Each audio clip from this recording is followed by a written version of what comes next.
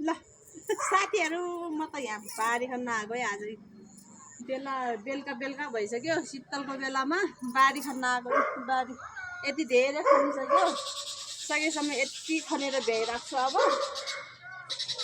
यति खनेर भ्याइसकेपछि बेलुका गएर सुत्ने हो भोलि बिहान उठेर आएर फेरि योलाई सफा सुग्घर गरेर फेरि बिउ छर्ने हो साग छर्ने हो साग छर्ने हो मजाले साग भात खाने हो तरकारी खाने हो त्यही भएर बारी खन्दैछ है बारी खन्दैछ है बारी हाय क्या नि साथीहरु काम पनि गर्नुपर्छ टाइम टाइममा एक्सर्साइज हुन्छ गरेर काम गरेर खानुपर्छ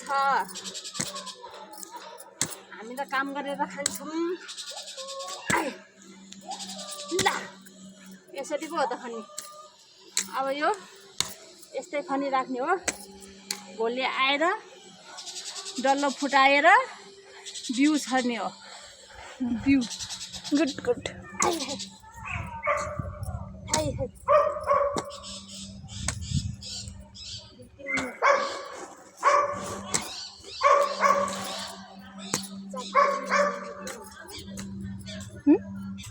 पाँच मिनटसम्म गइहाल्छ रात परिसक्यो है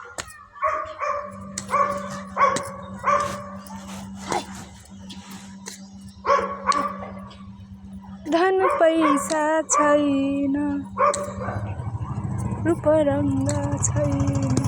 के देख्यौ रातले मन पराएको गीत पनि आउँछ आउँछ थाक्यो यत्रो बारी खनिया यो चाहिँ मम्मीले सिङ्गल गर्नुभएको म चाहिँ भक्का मेला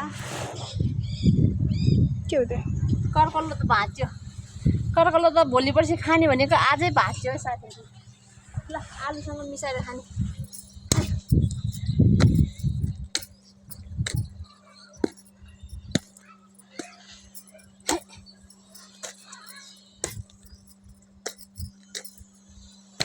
मम्मी धेरै मेहनती हुनुहुन्छ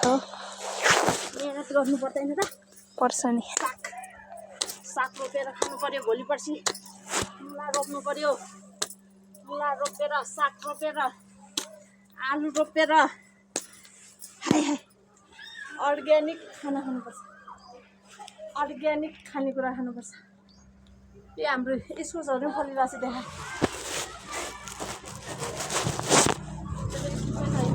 मैले यता कता पो देखाएको थियो गिराउन चाहिँ खानु या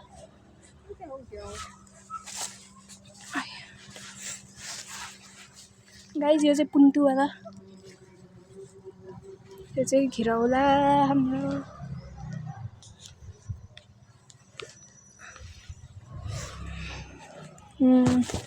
इस्कुस यो चाहिँ काँचै छ तर काँचै छैन सानै छ भने सानै छ जस काँचै त भन्छ नि काँचो भनेको त नपाकेकोलाई काँचो भन्छ क्या यो त सानो भन हस् मेरो छोरी के नानीहरूलाई बोल्नु नै जान्दैन यार सानो भनेको काँचो भन्छ यार हाय आमे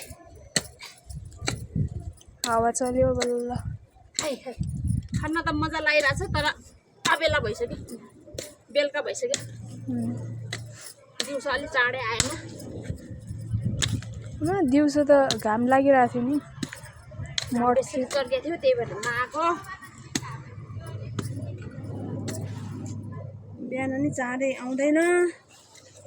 काम गर्नलाई ढिला हुन्छ रातिसम्म नि गरिदिउँ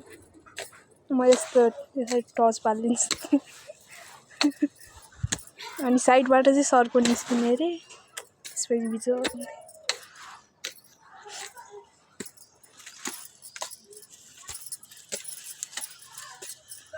गाइस अझै यति बाँकी छ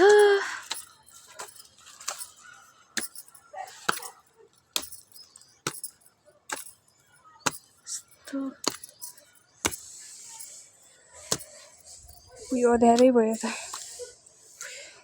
खाना भइरहेछ भयो थाक्यो